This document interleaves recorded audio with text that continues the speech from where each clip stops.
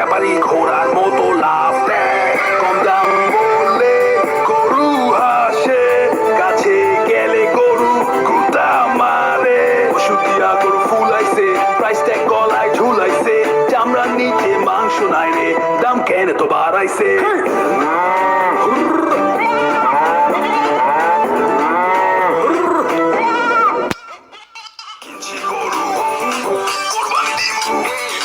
গরু ছাগল দুইটাই কিনছি, this time for কোরবানি।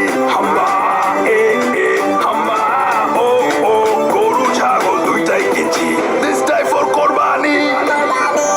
রেডিও ফুটি ও ইনট্রাকের পক্ষ থেকে সবাইকে হাম্বা মুবারক।